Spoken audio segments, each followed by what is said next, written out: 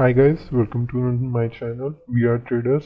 मैंने आपको कल ही बताया था कि यहाँ पे एक रेजिस्टेंस है, ट्रेंड लाइन बना के यहाँ पे रेजिस्टेंस, यहाँ पे रेजिस्टेंस। अगर ये ब्रेक करता है तो यहाँ तक का हमें टारगेट मिलेगा। एक बार मैं आपको कल का वीडियो दिखा देता हूँ जिसमें मैंने बताया था आपको ये गैप का कूपन होता है कि यहीं से टकरा के वापस आ सकता है या फिर टकरा के ऊपर चला जाए तो यहाँ बहुत बड़ा टारगेट मिल सकता है हमको। यहाँ तक का टारगेट आप ले सकते हैं। आपने देखा, मैंने जैसे ही बताया था वैसे ही हुआ। यहाँ तक का टारगेट कहा था, उससे ज़्यादा ही मिल गया हमको। और मैंने बैंक निफ्टी में भी आपको बताया था, तो हम बैंक निफ्टी का भी एक बार देख लेते हैं मैंने क्या बताया था। यहाँ पे एक ट्रेंड लाइन थी, यहाँ पे रेजिस्टेंस, यहाँ पे रेजिस्टेंस। जैसे ही यहाँ पे टकरा के एक बार नीचे आएगा फिर ऊपर जाएगा, तो वो भी देख लेते हैं एक बार हम।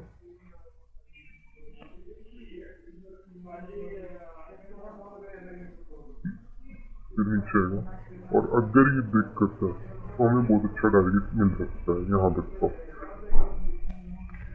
आपने देखा, मैंने कहा था कि यहाँ पे टकरा के एक बार नीचे आएगा।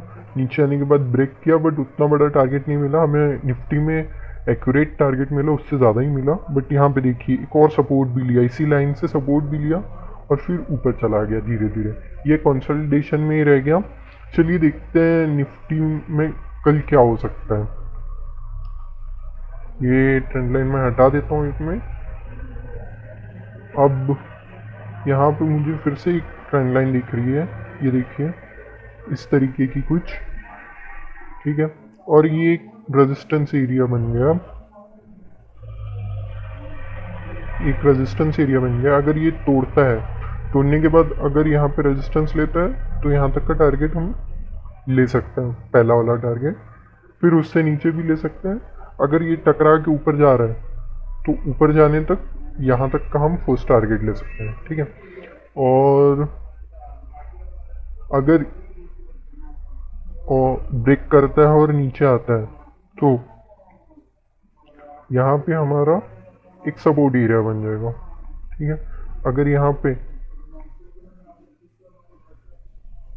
पे कहीं पे टकरा के नीचे आने लगता है तो फिर ये नीचे आएगा, रेजिस्टेंस लेगा, फिर यहाँ पे एक सपोर्ट ले लेगा, ठीक है। तो हम यहाँ से यहाँ तक का फर्स्ट टारगेट कर सकते हैं, यहाँ पे सेकंड टारगेट। अगर अपसाइड कहीं पे ब्रेक होता है, सपोर्ट लेके फिर ऊपर जाता है, तो यहाँ तक का फर्स्ट टारगेट ले सकते हैं हम निफ्टी में। चलिए देखते हैं बैंक निफ्टी में क्या कर सकते हैं हम। बैंक निफ्टी में भी वही हुआ, मैंने बताया था ये एक एक रेजिस्टेंस है। एक सेकेंड, ये क्या हो गया? हाँ, तो यहाँ पे एक पहला एक ट्रेंड लाइन, दूसरी बार, ये तीसरी बार नीचे ब्रेक हुआ, नीचे आया, यहीं पे सपोर्ट लिया इसी ट्रेंड लाइन पे और ऊपर चला गया। चलिए अब इसे हटा देते हैं और एक और नया ड्रॉ करते हैं, सपोर्ट एंड रेजिस्टेंस एरिया। अब मुझे क्या लग रहा है कि ये एक रेजिस्टेंस एरिया है, और अगर कल बुलिश रहती है मार्केट तो मुझे लगता है कि ये ब्रेक कर जाएगा कल के दिन। अगर फ्लैट ओपन होके कुछ भी होता है तो यहाँ पे एक सपोर्ट लेगा। सपोर्ट लेने के बाद हमारा फर्स्ट टारगेट ये होगा, और अगर यहाँ से सेकंड टारगेट हमारा यहाँ तक का होगा, ठीक है। फर्स्ट टारगेट मैं आपको ऐसे भी मार्क कर देता हूँ, ये फर्स्ट टारगेट होगा और ये वाला सेकंड टारगेट होगा, ठीक है। और अगर ये कहीं पे गैप डाउन ओपन हो जाता है, बाई चांस कुछ भी हो जाता है, तो अगर ये कंसोलिडेट करते हुए यहाँ से नीचे ब्रेक करता है तो हमारा फर्स्ट टारगेट ये हो जाएगा और सेकंड टारगेट यहाँ तक का हो जाएगा, ठीक है। तो मैं मार्क कर देता हूँ आपके लिए, ये होगा हमारा फर्स्ट टारगेट नीचे के लिए और सेकंड टारगेट होगा यहाँ तक के लिए, ठीक है। और मैं आपको कल की कुछ स्टॉक्स बता देता हूँ जो मैंने आपको बताए थे इंट्राडे के लिए, और वो कैसे परफॉर्म किया आज। चलिए देखते हैं।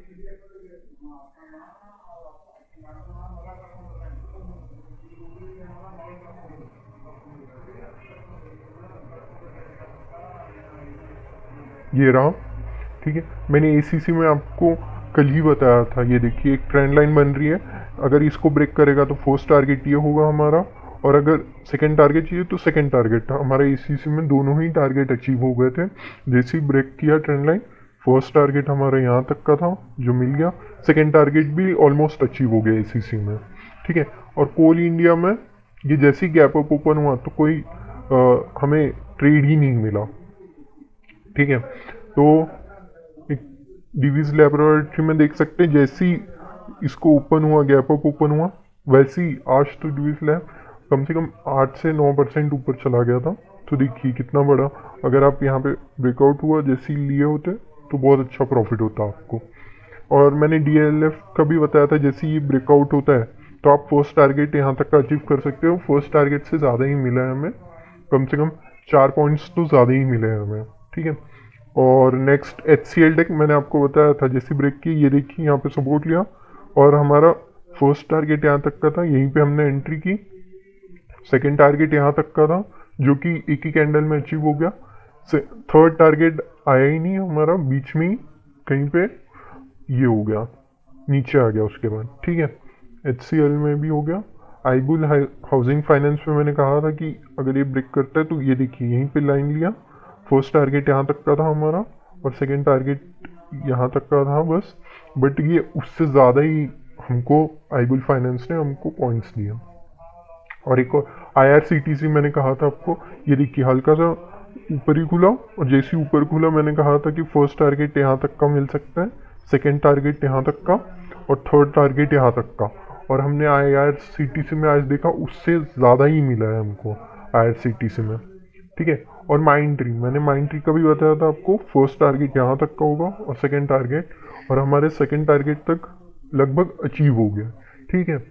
तो ये थी कल की एनालिसिस इंट्राडे और स्टॉक का, और आपको बहुत अच्छा लगा हो और लाइक और शेयर करिए, मैं ऐसी एनालिसिस आपको प्रोवाइड करते रहूँगा। Thank you.